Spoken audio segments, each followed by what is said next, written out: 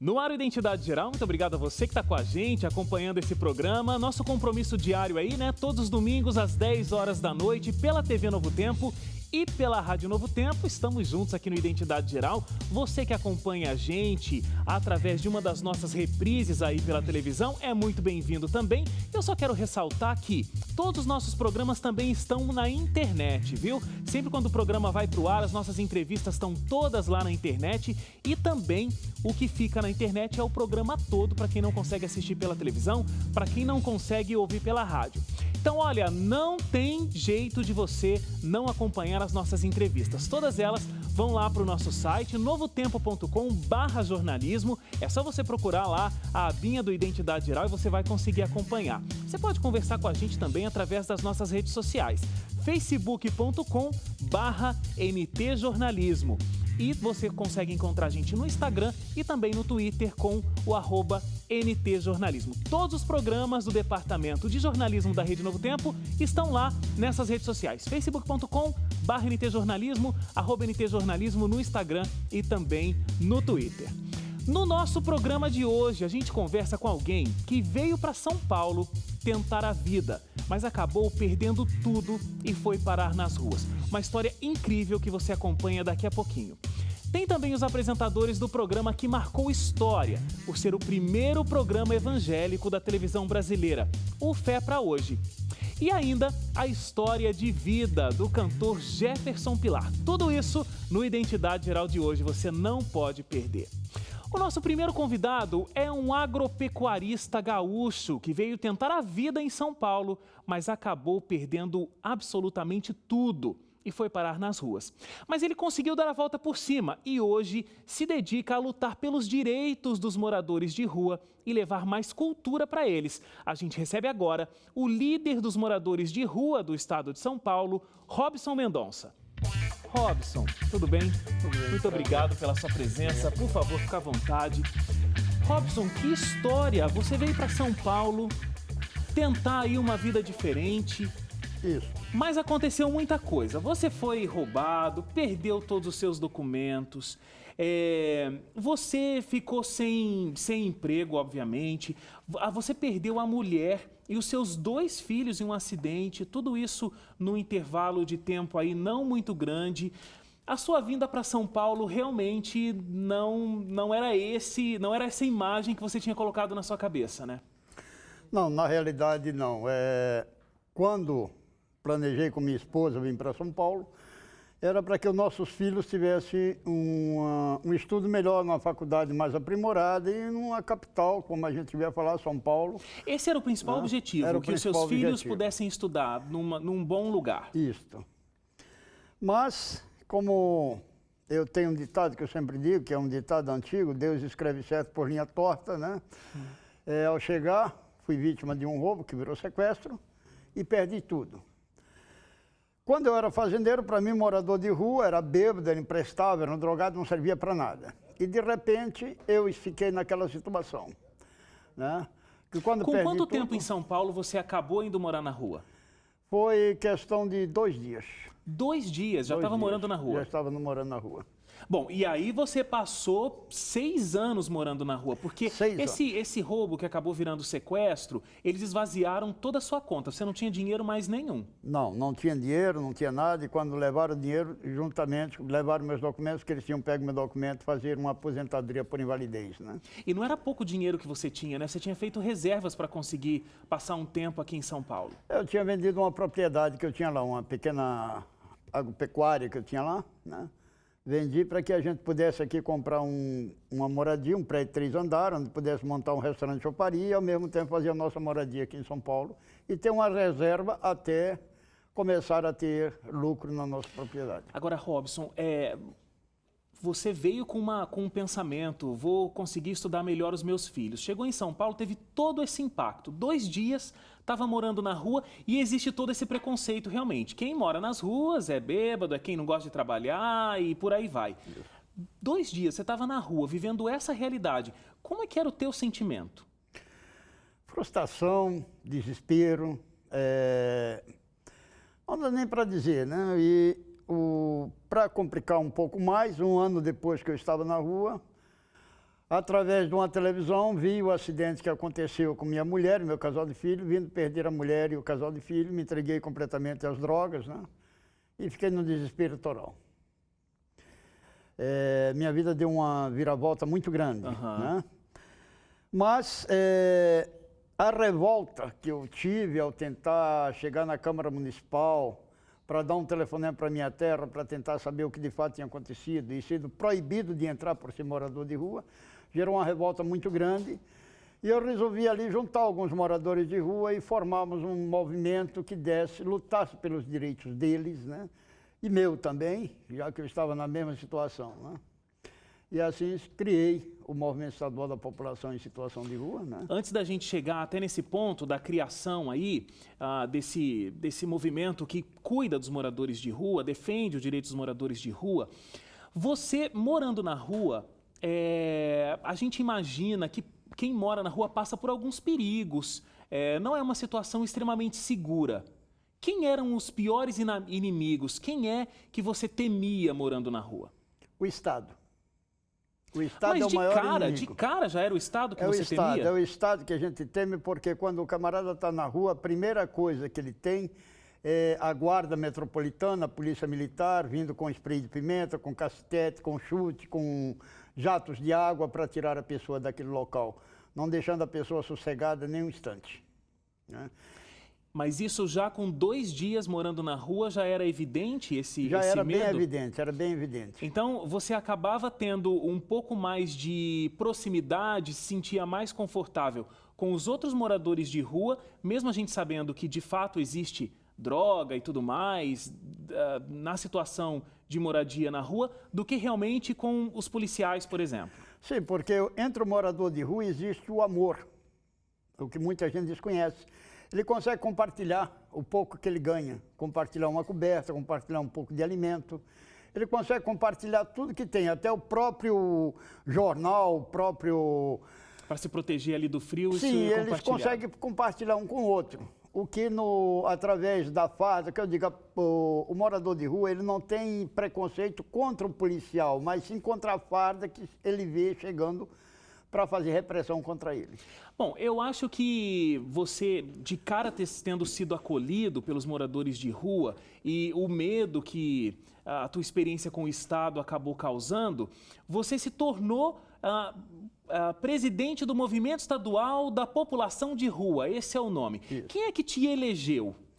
Quem me elegeu foi, a gente fez em 2005, porque, como eu disse, no começo fui proibido de entrar na Câmara Municipal. Sim. Em 2005, eu criei o primeiro seminário da população em situação de rua, colocando 350 moradores de rua dentro da Câmara Municipal para fazer esse debate. E nesse debate houve, então, o pedido para que eu falei da gente criar esse movimento, e eles mesmos tinham que escolher entre os presentes quem seria o presidente, quem seria o vice, e assim houve a eleição. Hoje em dia você não é mais um morador de rua, você tem o seu teto. Sim. Como é o seu contato ainda com os moradores de rua? Você ainda tem um contato até pela função que você exerce. Sim, a gente não só tem um contato no acolhimento, no receber, no nosso escritório, mas também quando a gente é solicitado, ainda vamos dormir nas calçadas com eles, embaixo de viaduto, através de ações de higienismo que ainda acontecem na cidade de São Paulo, né? Mas tendo o seu teto, por que você dorme com eles? Porque quando a gente recebe a notificação que vai haver alguma ação da guarda ou da polícia, por exemplo, no Viaduto do Chá, na Praça Patriarca, ou qualquer lugar que vai haver, olha, essa noite eles estão afim, aí eu vou para lá para ver o que de fato vai acontecer, para que a gente possa tomar uma medida repressiva depois. Entendi. Você tem alguns apelidos, né? Eu fiquei sabendo aqui que um deles é Bigode, dá para ver por quê. Existe Pai, é um outro apelido. Os moradores de rua te chamam de Pai. Isso. E os policiais te chamam de advogado dos mendigos. Eles chamam de advogado mendigo porque eu comecei a estudar a lei do morador de rua, que São Paulo é o único estado brasileiro em que tem uma lei específica para morador de rua. O único estado. Que é a Lei 2.316, Decreto 4232. Então, mediante estudar isso aí, houve uma briga muito forte entre eu e alguns movimentos da sociedade que são contra o morador de rua. A gente conseguiu mobilizar mais de 1.000 moradores de rua, onde entramos no Ministério Público para fazer um acerto. E ali eu comecei a levar várias denúncias de abuso de autoridade, de agressão, disso e aquilo. Então eles começaram, a própria guarda, a polícia militar, a me apelidar. Olha, chegou o advogado dos mendigos, tá vindo o advogado dos mendigos aí, né? Aí eu dizia, não, tudo bem, só falta vocês me dar a carteirinha da OAB, que eu não tenho ainda, né? Só falta isso. É. Ô, Robson, o que acontece mais na rua? Você está falando de violência que o morador de rua às vezes sofre. O que mais acontece? Quais são as maiores dificuldades que os moradores de rua enfrentam? Hoje, a maior dificuldade de hoje é a água. É mesmo? A maior dificuldade. O morador de rua hoje tem grande dificuldade de conseguir água para passar a noite com uma garrafinha d'água cheia, uma água para beber. Ontem de ontem mesmo eu vinha do pátio do colégio, uma moradora de rua com uma garrafinha de água mineral, andou em 5 bar lá, ninguém quis encher a garrafa, ela dizia, enche na torneira, ninguém quis encher. Então é uma das grandes dificuldades que tem. Eu até estou questionando o município, que agora começou o censo da população de rua, né? Esse censo é contratado, é um valor extraordinário que é pago. Claro que em parte faz bem, mas eu questiono o seguinte, em 1991, o primeiro censo da população de rua aconteceu em Brasília. Sim. Foi onde houve o primeiro censo e o primeiro encontro. Naquela época eles chegaram à conclusão que o morador de rua precisava de um lugar para tomar banho, de um lugar para lavar roupa, de um canto para dormir, de curso profissionalizante, tratamento de saúde, trabalho e moradia. E isso não foi resolvido naquela época. Hoje, 2015, o morador de rua pede a mesma coisa. Eu coloquei a maior dificuldade, o senhor falou que é a água. Sim. Mas e higiene pessoal? Onde é que esse morador de rua consegue fazer suas necessidades fisiológicas, tomar banho, escovar os dentes? Mas é por isso que eu disse, a maior dificuldade hoje é a água. Nós fizemos uma ocupação na Defesa Civil lá em São Paulo, porque as tendas, que é o centro de acolhida dos moradores de rua, estava com um problema caótico, não tinha água para descarga, os banheiros estavam fechados, não tinha água para eles tomar banho, não tinha água para eles lavar uma roupa. O próprio programa Braços Abertos, que tem da prefeitura lá na Cracolândia, tiveram que fechar os banheiros, as fezes saíam para fora das caixas porque não tinha água. Aí a gente questionou. Por que usam a água de reuso para lavar as calçadas após a chuva e não usam essa mesma água de reuso para dar descarga nos banheiros, para o morador de rua lavar a roupa dele, para essas coisas? A gente sabe que é uma água de reuso, mas pelo menos já aliviaria um pouco essa questão. Essa dificuldade que é a grande dificuldade, com certeza. É a maior dificuldade que ele tem, ele não tem uma água potável, não tem nada. Deixa eu falar sobre um projeto muito interessante, que é esse projeto da bicicloteca. O senhor era semi-analfabeto quando chegou aqui e acabou criando esse projeto que numa bicicleta leva livros aí para essa população de rua. Como é que esse projeto começou e esse projeto está funcionando até hoje? Sim.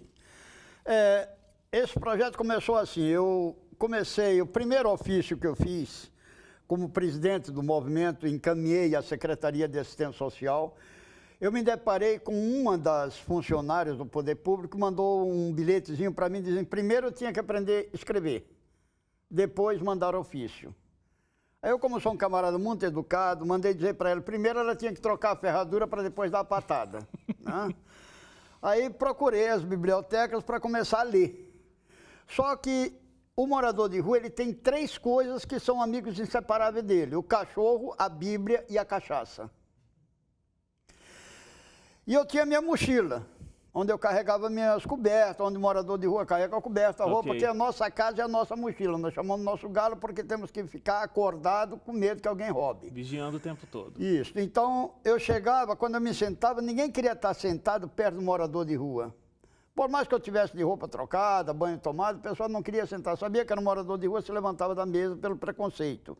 Eu não podia retirar um livro porque tinha que ter comprovante de residência. Eu não tinha comprovante de residência. Então eu pensei, por que não levar o livro às pessoas? Sem essa burocracia, sem nada de chegar e dar o livro para que todo mundo tenha direito à leitura. Porque o que eu estava querendo, nada mais, nada menos, era ler. Era aperfeiçoar meu conhecimento. Então, aí começou a minha ideia. Eu fiz um projeto, entreguei em várias secretarias do município e do estado e não tive sucesso. Como eu comecei a me infiltrar em tudo que foi movimentos que tinha na cidade de São Paulo, comecei a fazer parte da Agenda 21. Fazendo parte da Agenda 21, fui convidado para plantar uma árvore em frente à Biblioteca Mário de Andrade. Chegando lá, conheci um um camarada que estava junto com o Eduardo Jorge, que nessa época ele era secretário de Verde e Meio Ambiente. Aí eu disse para ele, eu disse para o Eduardo, Eduardo, é aquele projeto que eu dei, ele disse, olha, nós não temos como implantar. Aí o rapaz disse, o que é? Eu digo, não, eu queria levar livro numa bicicleta. Ele, não, eu trabalho na mobilidade verde. Você pode me mandar o projeto? Eu mandei o projeto para ele. Aí ele mandou dizer, olha, eu mandei fazer a bicicloteca, ela está na Biblioteca Maria de Andrade, vai ser inaugurada ali, vai ser entregue para você, para que você possa implementar. Agora, e assim surgiu. Como que é o controle? Porque as pessoas numa biblioteca, elas pegam o livro e devolvem o livro. Os moradores de rua devolvem o livro? 99,9% devolvem. Bom, essa média é bem maior do que uma biblioteca, normal. É. Eu digo que o nosso projeto ele foi tão abraçado, não só pelo morador de rua, mas pela população em geral, porque hoje em dia tem advogados que vão lá retirar livro, tem juízes, tudo que vão retirar livro, professores. Porque o meu objetivo, quando eu disse, foi fazer o livro circular. Claro. Então o camarada chega, eu pergunto, como é o seu nome? Ele pode ser Paulo e dizer, meu nome é José, eu vou escrever José. Vou escrever que ele levou um livro. Porque eu tenho uma média de quantos livros é retirado por dia, por semana, por mês e por ano. E quantos livros mais ou menos são retirados por dia? Olha, dependendo da região que está, por exemplo, na Praça da Sé, uma média de 50 a 70 livros por dia. Bastante livros. Essa é a média que é retirada. Desses 70 a 80, 30% é moradores de rua que leva para ali. E o interessante é que, às vezes, a gente está fazendo uma caminhada com a bicicloteca, ele chega, eu peguei esse livro, eu já li, vim devolver. Outros, olha, eu vou devolver o livro porque o tempo está para a chuva, senão vai molhar.